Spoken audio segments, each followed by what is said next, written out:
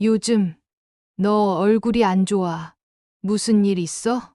말할까 말까 망설이다가 결국 입을 열었죠. 너 고등학교 때 장기호 기억나? 그 이름을 듣는 순간 선희는 잔을 멈췄어요. 그 싸가지 없는 애. 왜, 설마? 나는 고개를 천천히 끄덕였고 그녀는 순간 말문이 막힌 듯 입을 다물었습니다. 그리고 한참 후에야 이런 말을 남겼죠. 하늘이 참 구독과 좋아요는 사랑입니다. 지금 시작합니다. 여든을 바라보는 세월 앞에서 낡은 졸업 앨범은 참 무례하게도 선명하더라고요. 그날따라 먼지가 많았던지 기침을 몇 번이나 하며 책장을 넘기다가 그 페이지에서 멈췄습니다. 여고생 시절 제 얼굴, 모두가 활짝 웃는 단체 사진 속에서 저는 입을 꾹 다물고 있었어요. 어깨 너머 누군가가 웃으며 장난을 치고 있었고 제 볼에는 낙서가 돼 있었죠. 지렁이 같은 선, 엉망으로 휘갈긴 콧수염, 이빨. 그리고 검은 볼펜으로 오뚜기라고 쓰인 글씨. 그건 제 별명이었어요. 책상 밑에 쑥 들어갔다가 다시 일어나는 제 모습이 마치 오뚜기 같다고 장기호가 지어준 이름이었죠. 처음엔 우스워 보이려던 장난이었겠지만 그 별명은 끝내 조롱이 되었고 저는 그 안에 숨었어요. 그때는 웃음 한 번 짓는 게 왜 그리 어려웠을까요? 누구보다 열심히 공부하고 싶었지만 복도에만 나가면 몸이 얼어붙었고 급식 시간에는 젓가락 하나 집기 전에 누군가의 시선을 먼저 확인해야 했죠. 미정아, 너도 하나 먹어봐. 그 말조차 늘 비아냥처럼 들렸어요. 그래서 저는 조용히 사라지는 법을 배웠습니다. 이제는 그 낙서된 사진도 낡고 빛바랜 종이 위에 존재할 뿐인데 그때의 기억은 왜 이렇게 선명할까요? 잠깐 내려놨던 앨범을 다시 덮으며 생각했죠. 잊자, 이제 다 지난 일이야. 그렇게 스스로를 타일러 보지만 가슴 어딘가 여전히 지워지지 않는 얼룩처럼 남아 있었어요. 그러던 어느 날이었어요. 장을 보고 돌아오던 길 아파트 입구 앞에서 어떤 남자가 경비복을 입고 서 있었어요. 깍듯하게 경례를 하며 웃는 얼굴. 그 순간 저는 이상하게도 심장이 쿵 내려앉는 기분을 느꼈습니다. 왜일까요? 그 얼굴 어디서 본 것 같았거든요. 그날 이후로 자꾸 시선이 가더라고요. 아파트 입구 초소 앞 딱딱한 표정으로 서 있다가도 주민이 지나가면 깍듯하게 허리를 숙이고 가끔은 손바닥까지 정성스럽게 붙여 경례를 올리는 모습. 처음엔 그냥 요즘 보기 드문 열심인 사람이구나. 그 정도였죠. 그런데 희한하게도 그 얼굴이 자꾸 머릿속을 맴돌았습니다. 낯설지 않았거든요. 그래서 일부러 한 걸음 느리게 걸으며 그 앞을 지나갔어요. 그는 여전히 인사를 했고 그 순간 그의 모자 아래로 살짝 보인 얼굴에서 잊고 싶었던 기억이 스멀스멀 올라왔습니다. 회색빛 안경테, 두툼한 입술, 그리고 어릴 적부터 남들보다 큰 덩치. 설마 다음 날 아침 쓰레기를 버리러 가는 길, 그 남자의 가슴팍에 붙은 명찰이 보였어요. 장기호. 심장이 또 한 번 내려앉더라고요. 목이 바짝 마르고 손에 들고 있던 쓰레기 봉투가 덜덜 떨렸습니다. 장기호. 내 졸업사진에 낙서를 하고 급식 시간에 제 도시락을 들고 뛰어다니던 그애. 복도에서 일부러 밀고 웃으며 야 오뚜기 오늘도 안 넘어졌네? 하고 손뼉을 치던 그 목소리.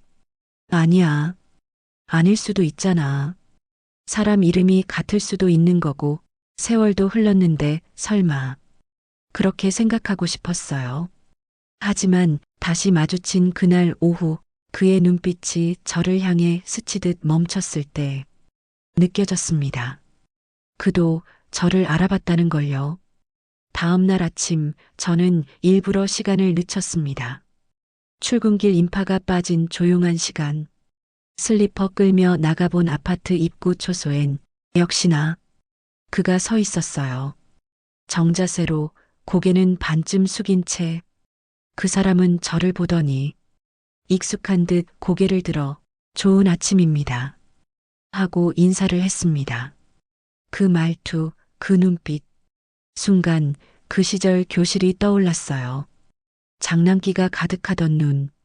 하지만 지금은 어딘지 모르게 조심스럽고 어쩌면 눈치를 보는 것 같기도 했습니다. 저는 애써 무표정하게 고개를 끄덕였죠. 그냥 모른 척 이게 서로에게 나은 방법이라 생각했어요. 그런데 그날 저녁 우편함을 확인하러 내려가려다 엘리베이터 앞에서 마주치고 말았습니다. 혼자 퇴근하는 그는 모자를 벗고 인사 대신 저를 빤히 바라봤어요. 혹시 한미정 씨 맞으시죠? 그 순간 숨이 막혔습니다. 그 이름을 아는 사람은 단순한 아파트 주민이 아니니까요. 그리고 그 목소리, 어릴 적 제 이름을 놀림처럼 끊어 부르던 그 느낌이 아직도 가슴속 어딘가에 남아 있었거든요. 기억나네요. 고등학교 3학년. 이었죠. 같은 반. 이었던. 그는 그렇게 중얼거리듯 말했고 저는 한 발짝 뒤로 물러섰습니다. 미안합니다. 정말 미안합니다.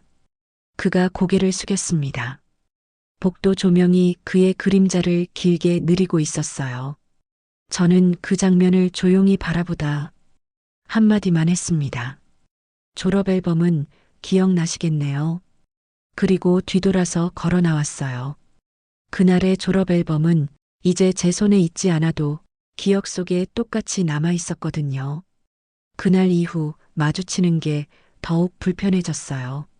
아니, 정확히 말하면 피하려고 해도 피할 수 없게 된 느낌이었죠.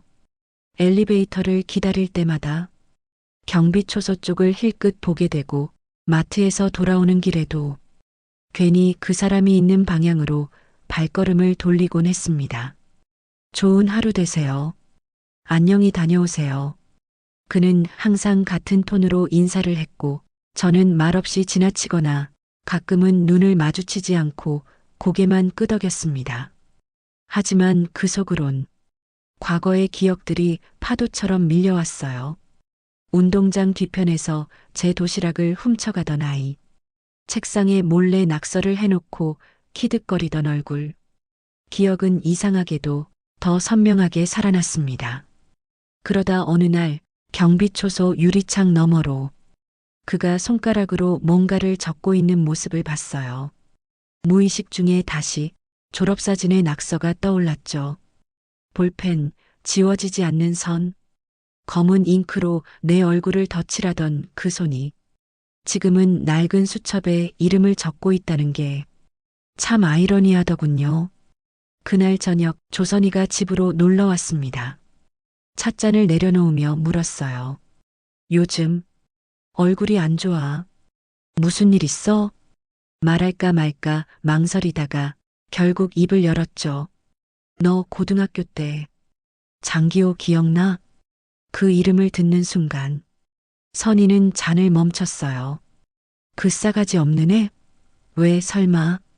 나는 고개를 천천히 끄덕였고 그녀는 순간 말문이 막힌 듯 입을 다물었습니다. 그리고 한참 후에야 이런 말을 남겼죠. 하늘이 참 이상한 장난을 치네. 그 말에 웃을 수가 없었습니다. 그저 마음 한구석이 더 먹먹해졌죠. 그날은 유난히 바람이 세게 불었어요. 복도 창문이 덜컹거리던 오후 현관 초인종 소리가 울렸습니다. 누구지? 싶어 인터폰을 보니 낯익은 이름석 자가 띄워져 있었어요. 장기호. 순간 망설였습니다. 문을 열지 말까? 그냥 돌아가길 바랄까? 하지만 결국 손이 초인종 옆 버튼으로 향했고 조용히 문을 열었습니다. 그는 고개를 숙인 채 두 손을 모으고 서 있었어요. 입술은 바짝 마른 듯 자꾸 침을 삼켰고 한참을 아무 말 못하다가 이내 무릎을 꿇었습니다. 한미정 씨 정말 죄송합니다. 그때는 어린 마음에 제가 얼마나 못된 짓을 했는지도 모르고 말끝이 떨리더니 눈가가 붉어졌습니다. 그 큰 덩치의 남자가 제 현관 앞 바닥에 무릎을 꿇고 두 손을 모아 고개를 조아린 그 장면은 참 이상했어요. 저는 잠시 그를 내려다보다가 조용히 말했습니다. 기억나요? 책상 위에 죽은 벌레 올려두고 급식 먹을 때 제 옆에서 코 훌쩍이던 거. 그는 부끄러운 듯 고개를 더 숙였고 그 모습에 저는 애써 눌러왔던 말들을 꺼냈습니다. 내가 몇 년을 그때 그 일들 때문에 사람을 못 믿고 살았는지 알아요? 그는 입을 다물었고 저는 계속해서 말했죠. 졸업사진에 낙서한 건 그냥 장난이었겠지. 하지만 그 낙서는 내 인생에서 지워지지 않는 얼룩이에요. 그 말에 그는 그저 죄송합니다라는 말만 반복했습니다. 저는 말없이 문을 닫았고 복도에 홀로 남겨진 그 무릎 꿇은 남자는 긴 그림자가 되어 문 앞에 그대로 머물러 있었습니다. 며칠간 그는 보이지 않았어요. 경비초소 유리창 너머 그가 앉아있던 의자도 비어 있었고 모자는 걸려 있었지만 사람의 온기는 사라진 듯 했죠. 조선인은 조심스레 말을 꺼냈습니다. 기호 아저씨 며칠째 병가래. 근처 병원 갔다가 허리 통증도 있고 감기 몸살도 심했대. 그래 하고 말은 했지만 제 안에선 자꾸 이상한 감정이 올라왔어요. 연민인지 아니면 단순한 불편함인지. 그날 밤 선희가 조심스레 봉투 하나를 내밀었습니다. 이거 내 얘기하다가 그 사람이 줬어. 전해달라고. 봉투 안엔 한 장의 종이와 사진 한 장이 들어 있었어요. 종이엔 삐뚤빼뚤한 글씨로 이런 말이 적혀 있었습니다. 미정아, 그땐 진짜 미안했어. 사실 나도 매일 집에서 맞고 살았어. 아버지는 술만 마시면 날 때렸고 어머니는 도망가듯 나를 버렸어. 그래서 학교에선 누군가보다 우위에 서고 싶었나 봐. 그게 너였고 정말 미안해. 그리고 사진. 학교 운동회 날 단체 줄넘기를 하던 순간을 담은 흑백 사진. 그 속엔 다른 아이들 뒤에 조심스레 서 있는 저와 저를 힐끗 쳐다보는 장기호가 있었어요. 기억나지 않았던 순간인데 그 사진은 묘하게 아릿하게 다가왔어요. 그가 왜 그 사진을 가지고 있었는지, 왜 그걸 나에게 건넸는지 조금은 알 것 같았습니다. 사람은 세월이 흐른다고 쉽게 바뀌진 않죠. 하지만 그 세월 속에서 어떤 감정은 제대로 꺼내야만 풀리는지도 모르겠어요. 그날은 하루 종일 흐렸어요.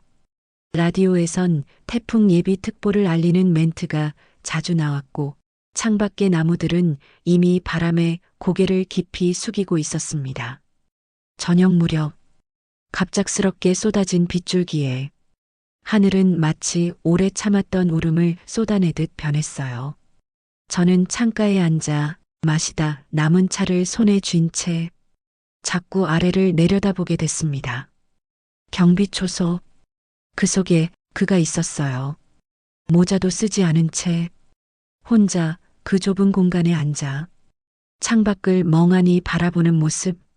빗줄기 사이로도 그의 어깨가 젖어가는 게 보였고 얼굴은 더 늙어 보였어요. 그 순간 저도 모르게 자리에서 일어났어요. 현관에 걸어두었던 작은 우산 하나를 들고 슬리퍼를 깨어 신고 비닐 우비도 없이 그냥 아래층으로 내려갔습니다. 비는 맹렬했고 계단은 축축하게 젖어 있었지만 발걸음은 무겁지 않았어요. 경비초소 앞에 서자 그는 놀란 눈으로 저를 바라봤습니다. 그 표정, 예전의 장난기나 얄미움은 없었고 그저 어디에도 갈 수 없는 사람의 쓸쓸함만이 남아 있었습니다. 저는 조용히 우산을 건넸어요.